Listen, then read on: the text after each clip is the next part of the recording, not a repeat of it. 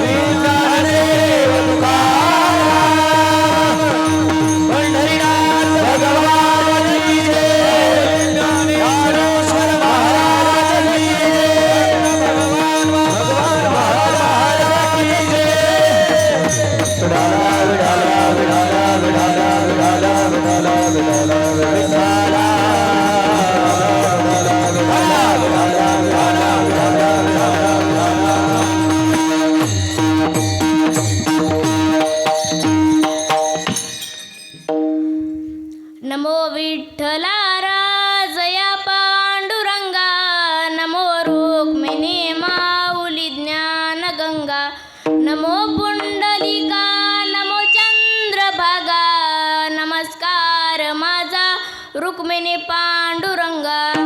जोडोनिया कर चरणी ठेविला माता, जोडोनिया कर चरणी ठेविला माता, परिसावी विनंती माझी पंढरीनाथा. पांडुरंगा करू प्रथम नमन, पांडुरंगा करू प्रथम नमन, पांडुरंगा करू प्रथम नमन, पांडुरंगा करू प्रथम नमन. उसरे चरण संतातिया, उसरे चरण संतातिया, उसरे चरण संतातिया. पांडुरंगा करू प्रथम नमन, पांडुरंगा करू प्रथम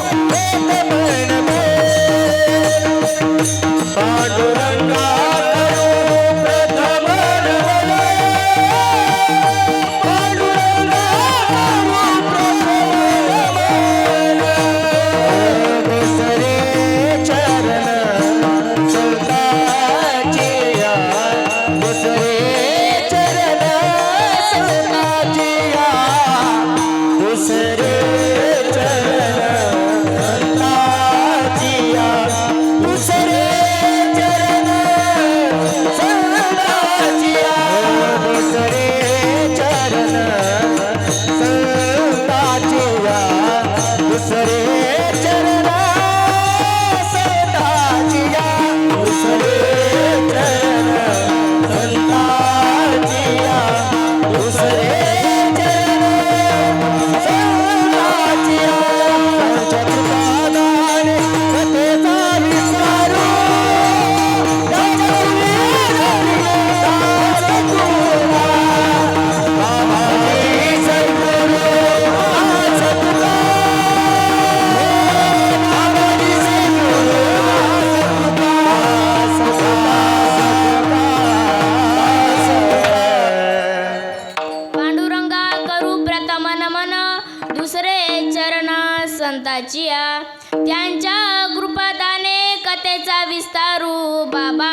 जगद्गुरु दास तुका मनोजवं मारुततुल्य वेगं जितेन्द्रियं बुद्धिमता वरिष्ठं वातात्मजं वानरयुध्यमुख्यं श्रीरामदूत्यं शरणं प्रपदे श्रीरामदूत्यं शरणं प्रपदे नागेन्द्रहाराय त्रिलोचनाय भस्माङ्गरागाय महेश्वराय नित्याय शुद्धाय दिगम्बराय तस्मै नकाराय महेश्वराय शरबिन्दुसमाकार्य परब्रह्मस्वरूपिण वासरास्फुटे नलये सरस्वती नमोस्तुते आता गान गंधर्व देवता कोकिळ स्कंठ स्वर राखा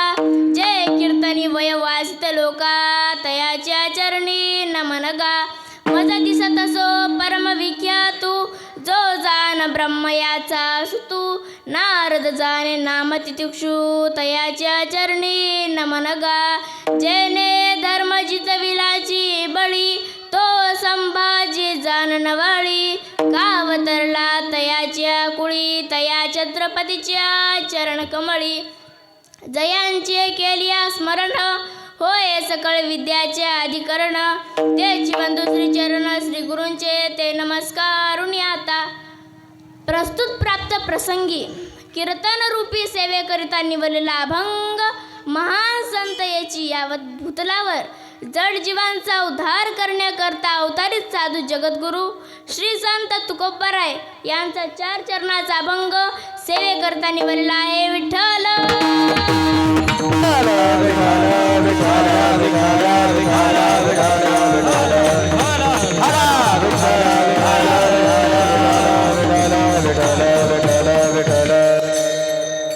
आजच्या अभंगामधून तुकोबाराय आपलं मत व्यक्त करतात.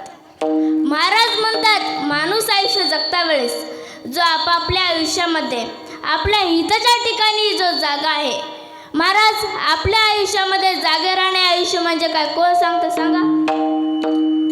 आयुष्य म्हणजे जन्म आणि मरण. आयुष्य म्हणजे जन्म आणि मरण यांच्यामधला कालावधी म्हणजे आयुष्य. अशा दुर्लभ आयुष्यामध्ये जो आपल्या हिताच्या ठिकाणी जागा आहे त्यांच्या माता पित्याला महाराज धन्यता देतात.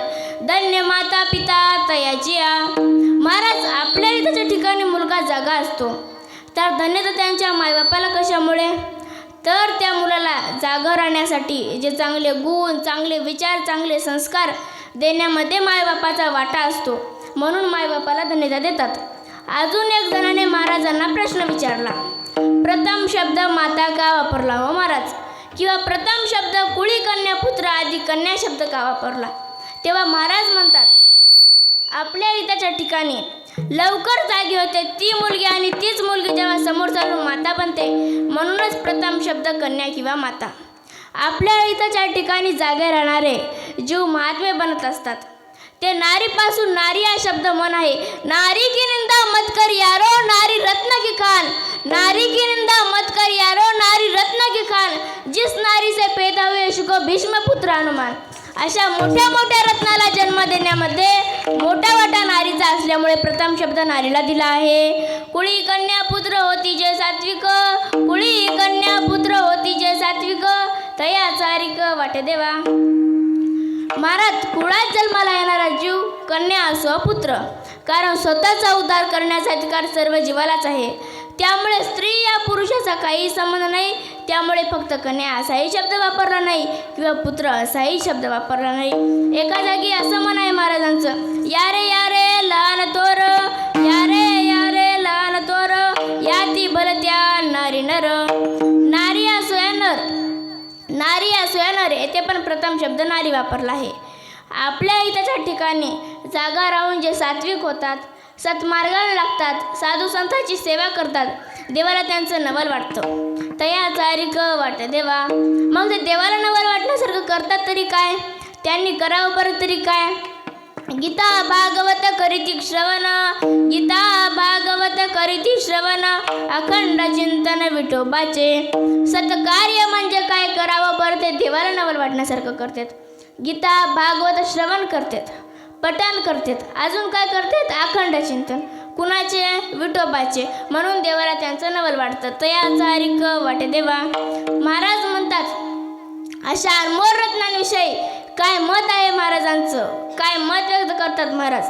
तेव्हा महाराज म्हणतात अशा पुण्यवान मुलांची जर सेवा माझ्या जीवनात घडली तर माझ्या दैवाला पारावार नाही. तुका म्हणे मज घडो त्यांची सेवा, तुका म्हणे मज घडो त्यांची सेवा, तरी माझ्या दैवा पार नाही. अशा कुलवान सात्विक मुलांची जर सेवा माझ्या जीवनात घडली तर माझ्या दैवाला पारावार नाही. कन्या स्वपुत्र, कन्या स्वपुत्र अशा पुत्रांची लेकरांची जर सेवा माझ्या जीवनात घडली तर माझ्या दैवाला म्हणजेच नशिबाला पारावार नाही. असं तुकोबाराय म्हणतात. विठ्ठल विठ्ठल विठ्ठल विठ्ठल विठ्ठल विठ्ठल विठ्ठल विठ्ठल विठ्ठल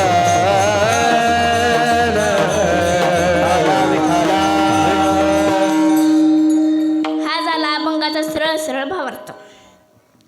एक जण म्हणत होते महाराज आमचा मुलगा खूप प्रयत्न करतो, सत्संगाला लागण्याचा, भजनाला जाण्याचा, सत्कार्याला लागण्याचा प्रयत्न करतो, पण काय करावं? आमचे मुले गावात मंदिरामध्ये जाऊन बसले की असतात काय 4-2 लोक जे आमच्या मुलाला हातात टाळ घेऊ देत नाहीत, अभंग म्हणू देत नाहीत, आमच्या मुलांचा अपमान करतात. असे जर गावातील लोक वागत असतील तर कसे घडवायचे आमचे मुले? असे जर गावातील लोक वागत असतील तर कसे घडवायचे आमचे मुले? तुम्हाला त्यावर एक उपाय सांगते. अशा लोकांच्या मेल्याशिवाय जात नाहीत खोड्या, अशा लोकांच्या मेल्याशिवाय जात नाहीत खोड्या, अशा लोकांचा नाद सोडा. अशा नासक्या लोकांच्या नावाने नासके नारळ फोडा. आपले मुले आळंदीला नेऊन सोडा. विठ्ठल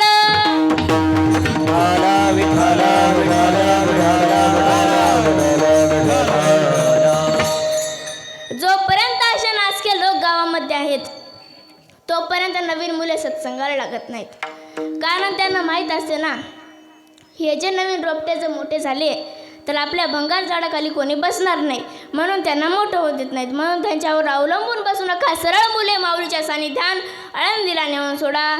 तुमच्या मुलाने कर्तव्य गारी गाजवल्यावर, तुमच्या मुलाने कर्तव्य गारी गाजवल्यावर धन्यता तुम्हाला मिळवायची असेल तर मुले शिकवा, आळंदीला टाका. लोक मुलाच्या मायबापाला धन्यता देतात. महाराज तुमचा मुलगा गावामध्ये बाटल्या फोडत असेल, तुमच्या मुलाने गावात बाटल्या फोडणं, नळ्या तोडणं जर शिकले तर अपमान आपल्या पदरात पडतो. आणि त्याच आळंदीला जाऊन गीता भागवत वाचायला शिकली, ज्ञानेश्वरी वाचायला शिकली तर मान सन्मान आपल्या पदरात पडतो. लोक मुलाच्या मायबापाला धन्यता देतात. धन्य माता पिता याची या. सहज लोक म्हणतात ते जे लेकरू कीर्तन करते ना फलानाचा मुलगा आहे. हो, आधी मायबापाचं नाव समोर होतं, मायबापाचा मान सन्मान होतो, मायबापांचा गौरव सन्मान होतो, मायबापाचा गौरव होतो. आज आम्ही कीर्तन करतो, तर आमच्या आईवडिलांच्या डोळे आनंदाने भरून येतात. ते पाहून आमचे पण डोळे भरून येतात. पण असं काय कार्य करतो आम्ही की आमच्या आईनं आमची रडत रडत दृष्ट काढा, लोकांची आम्हाला दृष्ट लागाव. असं काय कार्य करतो आम्ही ते जे तुकोबारायांनी सांगितले. गीता भागवत वाचवितो, श्रवण करतो, पठण करतो. अजून काय करतो? अखंड चिंतन. कुणाचे? विठोबाचे. म्हणूनच आमचं नवल गाव लोकांना तर काय, आई वडिलांना तर काय, आमचं नवल देवाला पण वाटतं. तया चारिक वाटे देवा. फक्त एकच. कोणी म्हणेल महाराज आमचा मुलगा फार हुशार आहे, फार शिकलाय तो. कोणी म्हणेल महाराज आमचा मुलगा फार शिकलाय, तो फार हुशार आहे. असं नाही. जेवढी जास्त शाळा शिकलेला असेल तेवढा मूर्ख असतो. कारण तो देवाला, साधू संताला मानत असतो. त्याचे मायबाप वृद्धाश्रमात किंवा गुरांच्या गोट्यात असतात. कारण त्याची बायको नटारंगी असते. ती नटारंगी आणि हा नटारंग नंदी बैल झालेला असतो. ती जापानी मैस दिवसभर घरातच मिरविते आणि 5 वाजले की नवऱ्याला फोन लावती. कोणी म्हणेल महाराज बायांना पण खिशा असतात का? कोणी म्हणेल महाराज बायांना पण खिशा असतात का? हो असतात. ते जर्सी गायवणी झगा घालती, त्या जग्याच्या खिशातून फोन काढते, लावती, म्हणती पिल्लू पिल्लू तू कधी येणार? काय म्हणती नवऱ्याला? पिल्लू पिल्लू तू कधी येणार? नवऱ्याला पिल्लू म्हणती. ते पिल्लून तू कुत्री का मांजरीन काय वागणं नवऱ्याला म्हणती किंवा पिल्लू म्हणती. असं कोण वागते? कमी शिकलेले नाही तर जास्त शिकलेले. अशा मुलांच्या मायबापाला महाराज धन्यता देतात का? देतात का नाही सांगा? फक्त एकच, जे पुस्तक वाचवितात ते संस्कारी बनतात आणि जे आळंदीला जाऊन गीता भागवत वाचवितात ते सुसंस्कारी बनतात. एक म्हण आहे, कुणं लिहिलंय माहीत नाही, आवडलं तर टाळे वाजवा, नाही तर सोडून द्या. डोक्याचे केस वाढून देवानंद होण्यापेक्षा बुद्धीला ताण देऊन विवेकानंद व्हा. डोक्याचे केस वाढून देवानंद होण्यापेक्षा बुद्धीला ताण देऊन विवेकानंद व्हा. जग तुमच्या समोर माथा टेकवेल. मला सांगा, विवेकानंदा पुढे आपल्या देशाने माथा टेकविला, यात काय नवल? अमेरिका, इंग्लंड यासारख्या देशाने माथा टेकविला. पुत्र बनायचा असेल तर असं बनावं.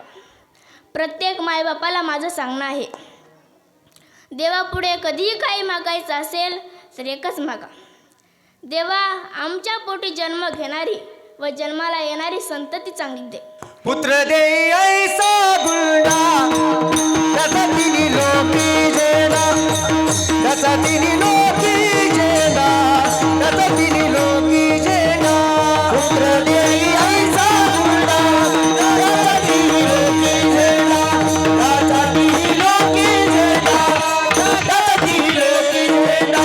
पुत्र दे ऐसा गुंडा त्याचा तिन्ही लोकी जेना, पुत्र दे ऐसा गुंडा त्याचा तिन्ही लोकी जेना, त्याचा तिन्ही लोकी जेना, त्याचा तिन्ही लोकी जेना.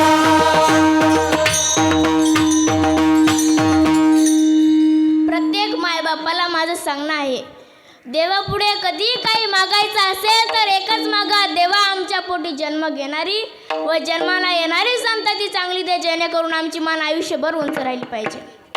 माणसाच्या आयुष्यात सर्वात मोठी श्रीमंती म्हणजे ती संपत्ती नाही तर ती संतती असते. विठ्ठल विठाला विठाला विठाला विठाला विठाला विठाला विठाला. अहो, तुमच्या पोटी जर संतती चांगली आली तर करोडोची संपत्ती होईल. भीक मागणं बंद होईल आणि तुमच्या पोटी जर संततीचं वाईट आली तर करोडोची संपत्ती मातीत जाईल. भीक मागणं पुन्हा सुरू होईल. मग संतती वाईट पाहिजे का चांगली, ज्याचे तेनेच ठरवा. संतती चांगली पाहिजे का वाईट, ज्याची तेनेच ठरवा. मग देवापुढे मागणं मागा, देवा ऐसा एकच त्या गुंडा ज्याचा तिन्ही लोकी झेंडा. देवापुढे मागणं मागा, देवा आमच्या पोटी फळ देचाल तर असं द्या. माऊली ज्ञानोबारायांसारखं, जगद्गुरु तुकोबारायांसारखं, स्वामी विवेकानंदासारखं. अजून पुढे जाऊन सांगायचं म्हटलं तर आत्ताच्या काळातले हिरा सांगा बरं, कोण सांगतंय? सांगता? आत्ताच्या काळातला हिरा सांगा बरं, कोण सांगतंय? ज्याने हिंदूची आस्था टेकविली, देशाचा स्वाभिमान राखला, तो हिरा म्हणजे नरेंद्र मोदी. तो हिरा म्हणजे नरेंद्र मोदी. कोणी म्हणेल महाराज राजकारणी माणूस आहे, याचं नाव कशाला घेता कीर्तनात? मी गणार्धाच्या गादीवर उभा राहून सांगते, ते व्यक्ती तुमच्यासाठी राजकारणी आहेत पण आमच्यासाठी स्वाभिमान आहे. जे राम मंदिर उभा केलं, जे राम मंदिर 500 वर्षापासून पडून होतं, ते राम मंदिर उभा केलं. ज्यांना स्वाभिमान नाही, मी तर म्हणजे ते रावणाच्या कुळातले आहेत, राक्षस कुळातले आहेत. विठ्ठल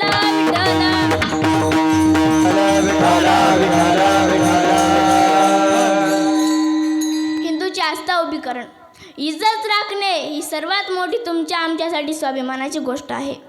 अहो, मायबाप राम मंदिर उभा केलं, याचा स्वाभिमान फक्त आनंद तुम्हा आम्हालाच नाही झाला. अमेरिका, इंग्लंड यासारख्या देशाने देखील राम मंदिर उभा केलं. अमेरिका, इंग्लंड यासारख्या देशाने देखील राम मंदिर उभा केलं, याचा आनंद तुम्हा आम्हाला एवढा झाला.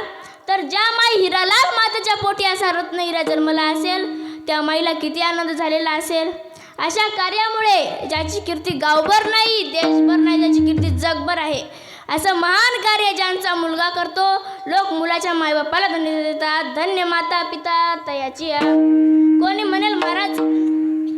म्हणेल महाराज मोदीचा गुण तुम्हीच गाता का, अजून कोण गाते का, सर्व जगच गाते?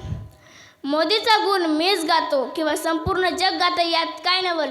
मोदीचा गुण देव देखील गातात. मग देवाने कधी गुण गायलं, कसं गुण गायलं ऐका, सांगते. भजन करा. विठ्ठल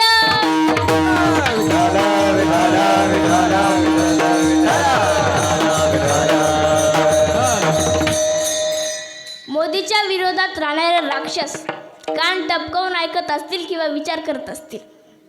मोदीच्या विरोधात राहणारे राक्षस कान टपकवून ऐकत असतील किंवा विचार करत असतील. देवानं साधू संताचं गुण गावावं, भक्ताचं गुण गावावं, पण मोदीच्या कार्यासाठी देवाच्या डोळ्यात पाणी येण्यासारखं मोदीनं केलं तरी काय?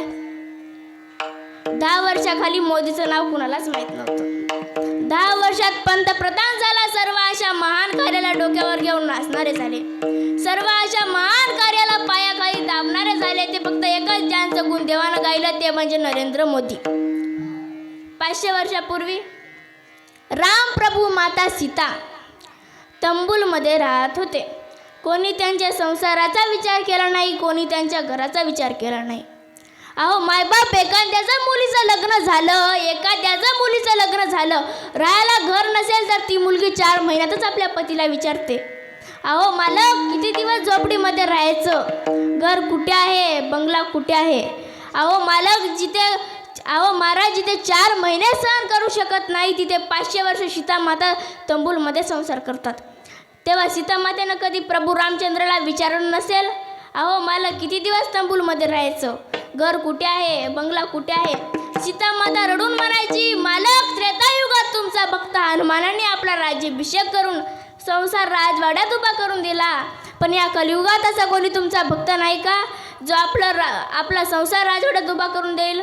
तेव्हा रामप्रभू सीतामाताची समजूत काढतात आणि म्हणतात, सीते त्रेतायुगात तुझा आपला भक्त हनुमानाने आपला राज्याभिषेक करून संसार राजवाड्यात उभा करून दिला, पण या कलियुगात माझा भक्त गुजरातमधून नरेंद्र मोदी येतोय आपला संसार उभा करण्यासाठी. हे बोलता वेळेस प्रभू रामचंद्राचे डोळे भरून आले. माते सीतेने आपल्या पदराने डोळे पुसले. तया चारिक वाटे देवा विठ्ठल.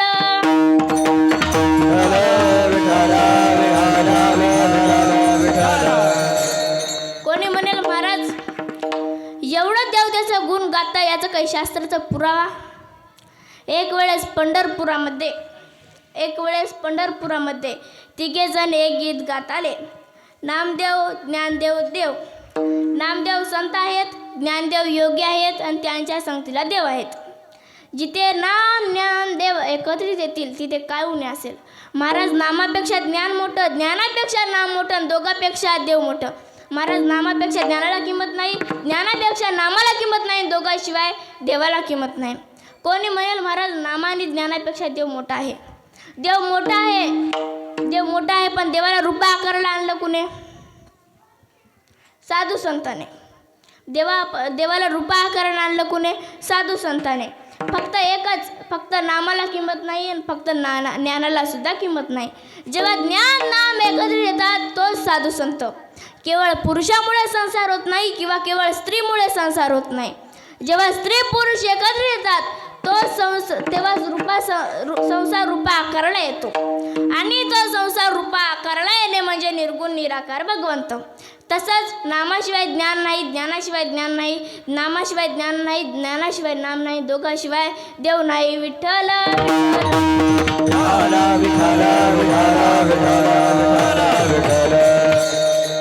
महाराज नामा आणि ज्ञानापेक्षा देव मोठा आहे. महाराज नाम आणि ज्ञान जेव्हा एकत्रित येतात तिथे भक्ती तयार होते आणि देव भक्तीच्याच मागे कुटुंबतो. एखादा कामातून माणूस कामिकेसाठी कुठेही जातो त्याला कशाची भीती वाटत नाही ना लाजही वाटत नाही. कामातुरांना बैनालच जा. तसं नाम ज्ञान एकत्रित येतात तेव्हा भक्ती तयार होते आणि ते भक्ती म्हणजे बोरीचे झाड. त्या झाडाचे 2 काटे म्हणजे नाम आणि ज्ञान. हे 2 भक्तिरूपी बोरीच्या झाडाचे काटे भक्तीचं रक्षण करणारे आणि त्या भक्तिरूपी बोरीच्या झाडाला बोररूपी फळ येतो. तेव्हा त्या सुगंधात वेडा झालेला माणूस झाडाजवळ जातो, बोर खाण्याचा प्रयत्न करतो.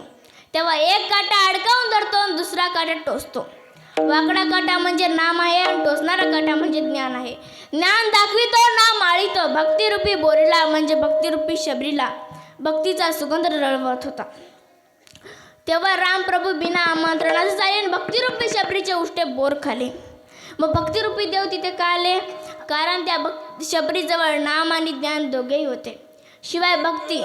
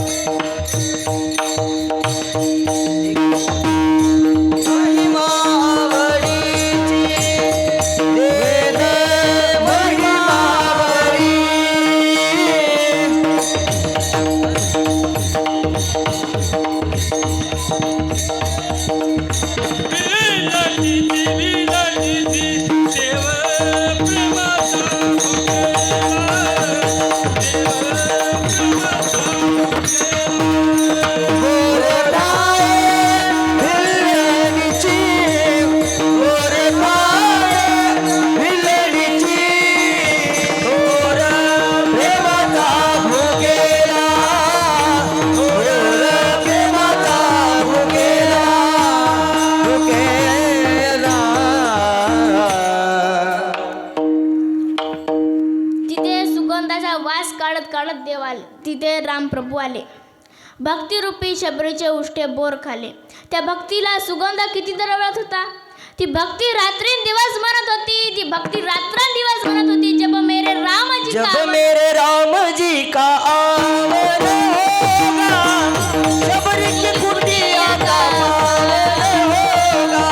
जब मेरे राम जी का आवन होगा, शबरी की कुटिया का पावन होगा.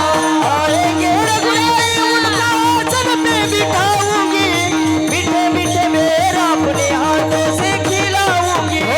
मीठे मीठे मेरा अपने हाथों से खिलाऊंगी. मीठे मीठे मेरा अपने हाथों से खिलाऊंगी. साथ साथ नखल जी का दर्शन होगा, शबरी की कुटिया का पावन होगा. जब मेरे राम जी का आवन होगा, शबरी की कुटिया का पावन होगा. जब मेरे राम जी का आवन होगा, शबरी की कुटिया का पावन होगा.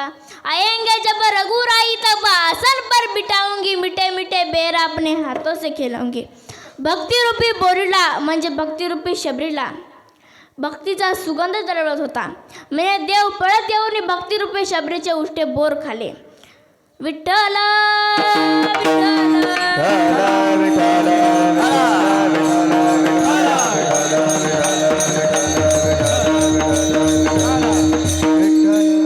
म्हणून महाराज अशा भक्ताला नाही, अशा मुलाला नाही, अशा भक्ताला नाही तर अशा भक्ताच्या मात्या पित्याला धन्यता देतात. धन्य माता पिता तयाची. ज्ञान नामदेव गप्पा मारत असताना, ज्ञान नामदेव गप्पा मारत असताना देव थोडे नाराज झाले. चेहरा उदास वाटत होता. नामदेवाने विचारले, देवा तुमच्यासोबत गप्पा मारण्यासाठी अक्षरशः नाम आणि ज्ञान दोघे असताना तुम्ही उदास का?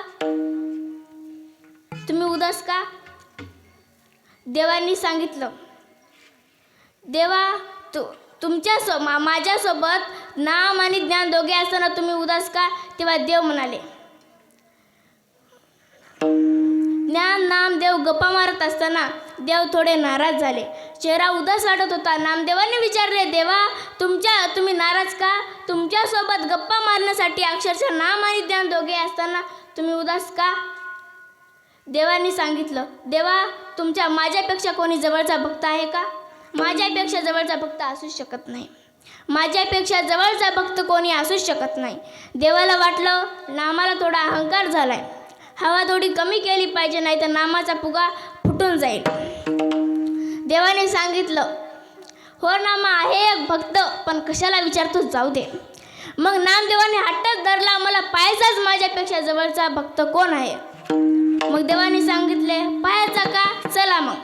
तिघे जण निघाले. नामदेव ज्ञानदेव देव कुठे आले? सावता महाराजांच्या गावात. गावाचं नाव आरणगाव. तिथे आले. सावता माळी मळ्यात खुरपीत होते. देवाने सांगितलं, नामा ज्ञाना तुम्ही बाहेरच थांबा, मी आत मळ्यामध्ये जातो. देवाने साधं रूप धरलं. पळत पळत सावता माळीजवळ गेले. दमा दाटून गेले. बोलता येईना, चालता येईना. सावताला म्हणाले, मालक मालक मला वाचवा, मालक मालक मला वाचवा. अरे काय झाले? एवढा घाबरलास का? देव म्हणाले, माझ्या मागे दोन डाकू लागलेत. सावताला वाटलं कोणी चोरटे असतील. अरे जा माझ्या उसात लप. नाही मालक, ते मला तिथूनही शोधून काढतील. अरे जा माझ्या गाईच्या गोट्यात लप. नाही मालक, ते डाकू खूप खतरनाक आहेत, ते मला तिथूनही शोधून काढतील. सावता माळींनी विचार केला, ते 2-3 डाकू गाईच्या गोट्यात लपल्यास शोधून काढतील, साहजिक गोष्ट आहे. गाईच्या गोट्यात लपल्यास शोधून काढतील, साहजिक गोष्ट आहे. पण एवढ्या उसातून कसं शोधून काढतील? मग ते डाकू एवढे 2-3 डाकू एवढे खतरनाक आहेत, तर तू पण मोठा धनवान असायला पाहिजे. मग तुला चांगलीच जागा दिली पाहिजे. सावता माळी काय करत होते? हा खुरपत असल्यावर हातात विळा तर राहते. विळा घेतला, छातीला मारला, छाती फाडली आणि देवाला सांगितलं, आता लप आतमध्ये. देवाला घाम आला. देव म्हणाले, एवढं मोठं मन, एवढं मोठं काळीज. देव आतमध्ये लपले. मग तेवढं 2-3 डाकू पळत पळत आले. सावतामाळीला विचारलं, अहो बाबा, इथे कोणी माणूस आला का हो? आमचं धन घेऊन पळालाय, आम्ही त्याला शोधतोय. सावतामाळच म्हणाले, नाही इथे कोणीच नाही आलं. तेव्हा ज्ञानाने नामाला सांगितलं, नामदेवा, ते पहा देवाचा पितांबर दिसतोय. म्हणून नामाने देव आकळतो, ज्ञानाने देव दिसतो, नामाने देव आकळतो आणि भक्तीने देव साठवतो. सावतामाळी भक्ती आपल्या हृदयात देव साठवला. देव साठविला दाता त्रैलोक्याचा, साठविला दाता त्रैलोक्याचा, साठविला दाता त्रैलोक्याचा, साठविला दाता त्रैलोक्याचा. धन्य त्याची माता, धन्य त्याचा पिता, साठविला दाता त्रैलोक्याचा. त्याची माता, धन्य त्याचा पिता, साठविला दाता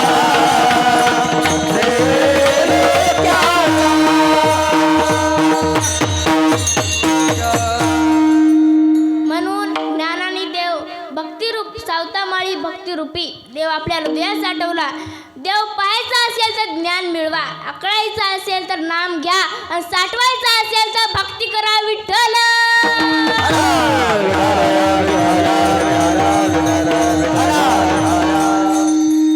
त्यावेळेस नामदेवांचे उद्गार आहेत. नामदेव देव बोलू लागले, नामदेवा, पृथ्वी केवढी व्यापक आहे? पृथ्वीपेक्षा पाणी व्यापक आहे, पाण्यापेक्षा वायू वारा व्यापक आहे, वायू वाऱ्यापेक्षा आकाश व्यापक आहे आणि आकाशापेक्षा ब्रह्मांड नायक देव व्यापक आहे. व्यापक म्हणजे मोठा, आणि एवढा मोठा देव त्याने हृदयात साठवला. तो भक्त किती मोठा आणि त्या भक्ताला जन्म देणारे माता पिता किती मोठे. धन्य त्याची माता, धन्य त्याचा पिता, धन्य त्याची माता, धन्य त्याचा पिता, साठविला दाता त्रैलोक्याचा.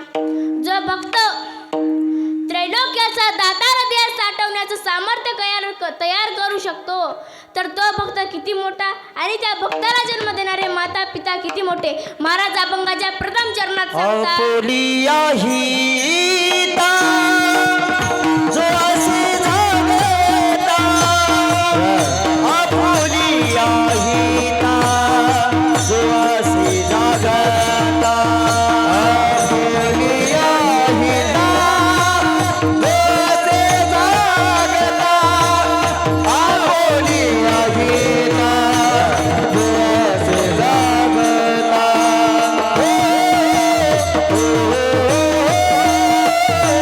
आपुलिया हिता, जो असे जागता, आपुलिया हिता, जो असे जागता.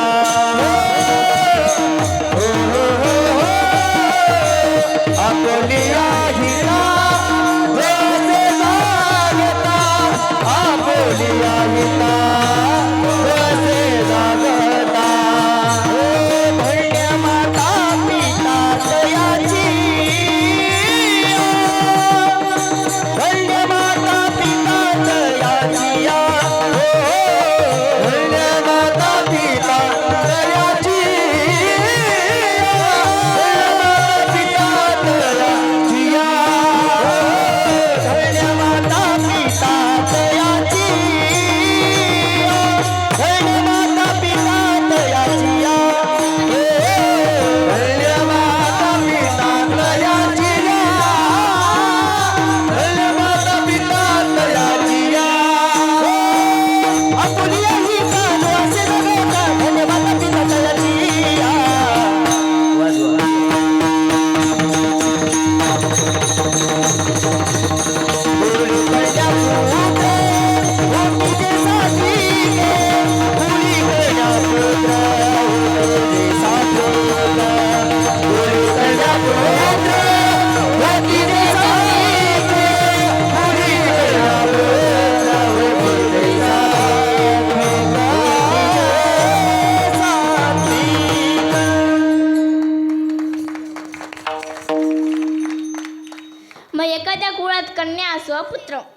मग एखाद्या कुळात कन्या स्वपुत्र कारण स्वतःचा एखाद्या कुळात कन्या स्वपुत्र याचा काही फरक पडत नाही. तया चारिक वाटे देवा. मग ते देवाला नवल वाटण्यासारखं करतात तरी काय, त्यांनी करावं बरं तरी काय. महाराज अभंगाच्या 3ऱ्या चरणात सांगतात. गीता भागवत हरी श्रवण,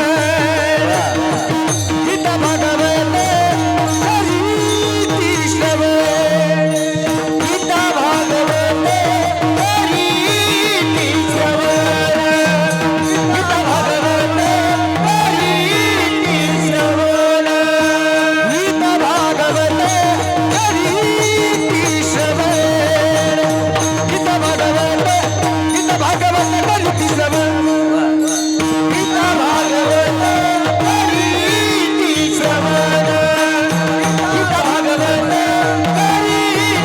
श्रवण.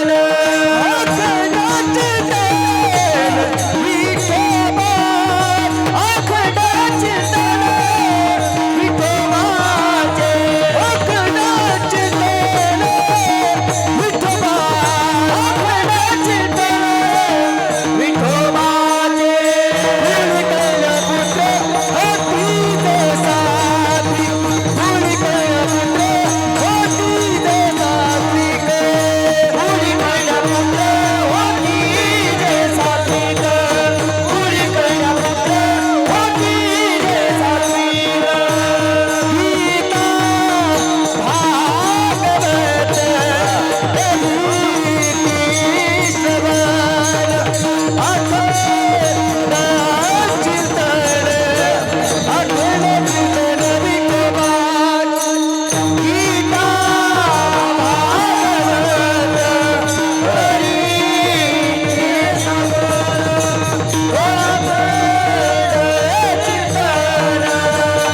अखंड चिंतन विठोबा, अखंड चिंतन विठोबा, अखंड चिंतन विठोबा. महाराज गीता आणि भागवत या 2च ग्रंथांचा उल्लेख का केलेला आहे. एवढे सारे ग्रंथ असताना 2च ग्रंथांचा उल्लेख का केलेला आहे. 4 वेद, ऋग्वेद, सामवेद, यजुर्वेद, अथर्ववेद, 6 शास्त्र, संख्या, योग, न्याय, वैशेषिक, विभाषा, वेदांत, 18 पुराण, ब्रह्मपुराण, पद्मपुराण, विष्णुपुराण, शिवपुराण, लिंगपुराण, नारद पुराण, गरुड पुराण, भगवत पुराण, अग्निपुराण, स्कंद पुराण, भविष्य पुराण, ब्रह्मवैवर्त पुराण, मार्कंडेय पुराण, वामन पुराण, वराह पुराण, मत्स्य पुराण, कुर्म पुराण, ब्रह्मांड पुराण. 28 प्रकारचे ग्रंथ असताना 2च ग्रंथाचा उल्लेख का केलेला आहे. तेव्हा महाराज म्हणतात आयुष्य म्हणजे काय. आयुष्य म्हणजे जन्म आणि मरण यांच्यामधला जो वेळ आहे, आपण जगतो त्याला आयुष्य म्हणायचं. माणूस जन्माला आल्यावर आयुष्यभर कसं जगतो ते गीतेमध्ये देवाने अर्जुनाला सांगितलं आहे. आणि आयुष्य संपल्यावर शेवटी मरायचं कसं ते भगवतामध्ये सांगितलं आहे. म्हणून 2 ग्रंथांचा उल्लेख केलेला आहे. गीता भागवत याचं श्रवण करतात, गीता भागवत याचं श्रवण करतात, अखंड चिंतन करतात, विठोबाचं भजन करतात. म्हणून देवाला त्यांचं नवल वाटतं. नवलच नाही तर आपल्या अंतकाळी देव देखील रडतात. मग कोणाच्या मनात प्रश्न निर्माण होईल, कोणाच्या मनात शंका निर्माण होईल, कोणाच्या मनात प्रश्न निर्माण होईल. देव कोण्या भक्तासाठी रडले. महाराज सांगा, आपण पुराव्यासहित सांगा की जेणेकरून ते पुरावा शास्त्रात ग्रंथात लिहून पाहिजे. सांगते पुराव्यासहित सांगते देव कोण्या भक्तासाठी रडले. भजन करा विठोबा रखुमाई.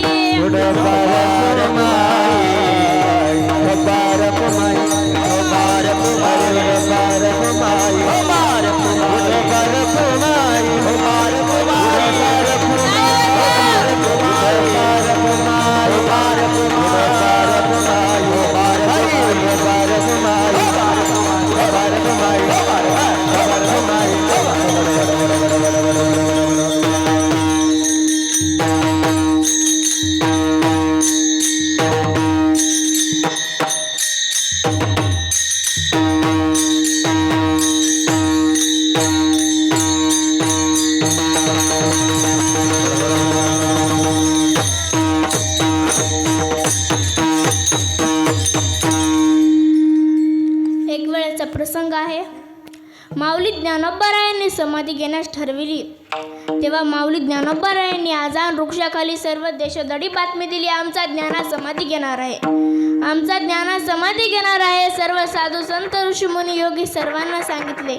पंढरीचा पोहा आला अलंकापुरी, पंढरीचा पोहा आला अलंकापुरी. पंचकोसावरी साधू संत पांडुरंगा संगे वैष्णवांचे भार, दिंड्या त्या बाहेर निघाल्यासी.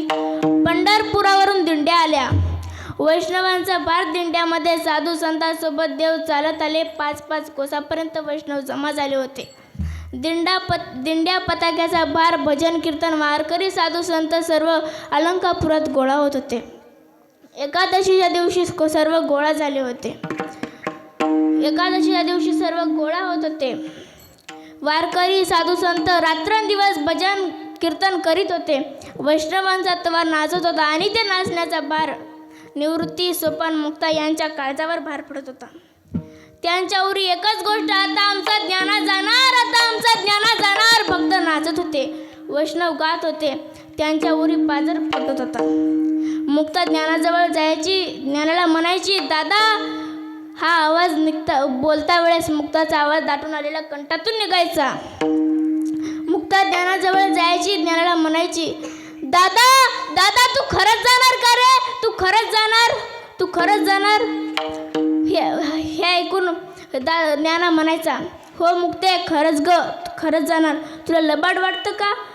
हे ऐकून मुक्ता रडायची. ज्ञानाच्या पायी लागायची, ज्ञानाला विनवणी करायची, नको ना रे जाऊ दादा, नको ना रे जाऊ. मग मला भाऊ पिजेला कोण रे? मग मी कुणाला रे वाळू?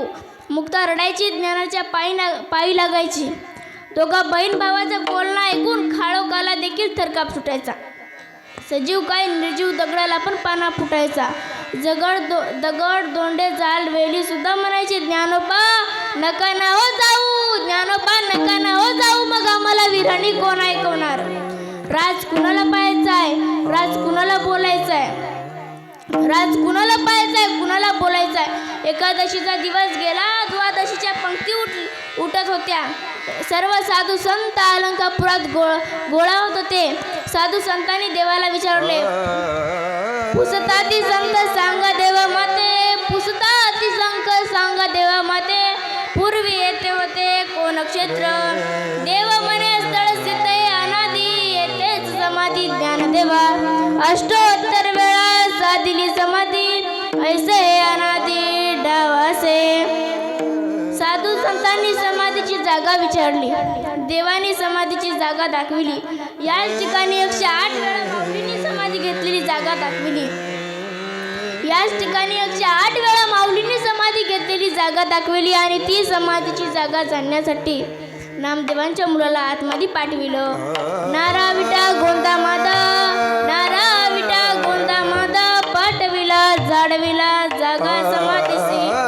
नामदेवांच्या मुलाने समाधीची शिळा उघडली. ती शिळा मुक्ताच्या काळी चिरीत नेत होती. मुक्ता ज्ञानाला म्हणते, ज्ञाना दादा रे दादा, मुक्ताच्या दुःखाच्या वेदना सहन होत नव्हत्या, कोणी सहन करीत नव्हतं. मुक्ताच्या दुःखाच्या वेदना सहन होत नव्हत्या, कोणीही सहन करीत नव्हतं. वैष्णवांच्या पताक्याने आकाश तांबडा शुभ्र दिसत होता. कुठेतरी सरपटणाऱ्या इंद्रायणीमध्ये सूर्य मरून पडला होता. चंद्र शांत होत पाहत होता. सूर्य मरून पडला होता. चंद्र शांत पाहत होता. बोलण्याची मनस्थिती कोणाचीही नव्हती. कोणी कुणाला बोलत नव्हते. एक एक पाऊल समाधीकडे चालले होते. तेवढ्यात सोपानाने जाऊन ज्ञानाला विचारले, ज्ञाना दादा रे, तू खरंच जाणार का रे?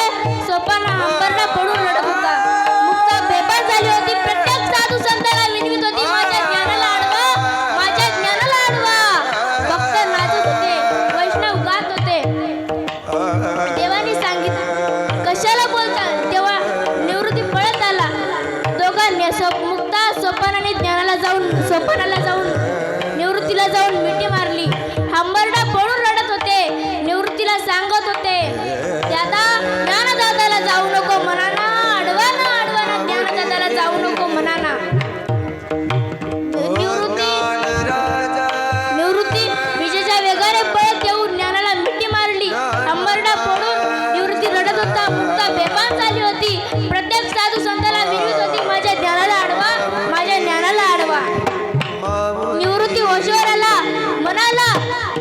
मुक्ता स्वप्न फिरा रे मागे फिरा, ज्ञानदाता आता आपला नाही राहिला, ज्ञानदाता आता आपला नाही राहिला, तो देवाचा झाला आहे फिरा मागे. कशाला बोलतात ज्ञानाला, आपला कोण लागून गेला तो, आपला कोणीच नाही. फिरा मागे निवृत्ती कळकळून कळकळून रडत होता, कितीतरी वेळा रडत होता. हृदयात साठवलेल्या गंगा यमुनेला आपल्या डोळ्यातून वाट दिली. मनसोक्त डोळ्यातून नद्या वाहत होत्या, मनसोक्त डोळ्यातून नद्या वाहत होत्या. त्या मुक्ताचं समाधान कोण करणार. निवृत्ती पळत आला, विजेच्या वेगाने पळत जाऊन ज्ञानाला मिठी मारली, म्हणाला ज्ञाना नको ना रे जाऊ, नको ना जाऊ. तेव्हा देव रडू, ते पाहून देव रडू लागले. तिघा जणांचं बोलणं ऐकून देव रडू लागले, पितांबरांनी डोळे पुसू लागले. रुक्मिणी मातेनं ते पाहिलं, रुक्मिणी मातेनं पाहिलं आणि देवाला म्हणू लागली, देवा जग रडू लागलं म्हणजे डोळे पुसणे हे तुमचं काम असतं आणि तुम्ही रडता, तुमचा कोण लागून गेला तो त्याला तुम्हाला रडण्याचं काय कारण. तेव्हा तेव्हा देवाने ज्ञानाचं वर्णन केलं, तेव्हा देवाने ज्ञानाचं वर्णन केलं. देव म्हणती रुक्मिणी, देव म्हणती रुक्मिणी, हा एकच योगी देखलेला नाही, हाची ज्ञान संजीवनी जाण त्रैलोक्यासी. धन्य धन्य धराताळी जो या ते दृष्टी निहाळी, तो वात येईल टाळी वैकुंठ भुवनासी. जो करील याची यात्रा तो तारील सकळ गोत्रा, सकळ गुळे पवित्रा याचे निदर्शने होती. अलंकापुरी शिवपीठ पूर्वी येथे होते निळकंठ, ब्रह्मादिक तप वरिष्ठ येथे चिपै केले. इंद्र येऊन या भूमीसी याग संपादिले अहर्निशी, इंद्रायणी इंदोरीसी पंचक्रोशी या पासुनी. इथे त्रिवेणी गुप्तासे भैरवापासून भगीरथी वसे, पूर्ववटी माये दिसे ते प्रत्यक्ष जाना पार्वती. भोवंती वनवल्ली वृक्ष येते देव येऊन होती पक्षी, हे असे नित्य साक्षी असती नादकी उदकी. पंढरीहून सोपे जनाची अरवाया पापे, कळी काळ कोपलिया कोपे नचले अलंका पुरुषी. ऐसे सांगता हरिसी प्रेमो सांडले रुक्मिणीसी. का रडता देवा म्हणणारी रुक्मिणी रडू लागली, म्हणू लागली देवा एखाद्याचा गल्लीतला माणूस मेला तर पूर्ण गल्ली रडल, गाव रडल, तालुका रडल, नाही जिल्हा रडल, देश रडल, पण अख्ख्या जगाच्या अश्रू पुसणारा ज्यांच्यासाठी रडतो तो भक्त किती मोठा. का रडता देवा म्हणणारी रुक्मिणी रडू लागली, म्हणू लागली धन्य धन्य जयाचे कुशी ज्ञानदेव जन्मले, धन्य धन्य जयाचे कुशी ज्ञानदेव जन्मले. महाराज म्हणतात अशा कुलवान मुलांची जर सेवा माझ्या जीवनात घडली तर माझ्या दैवाला म्हणजे नशिबाला पारावार नाही. महाराज आपण गजा 4थ्या चरणात तुका म्हणे माझे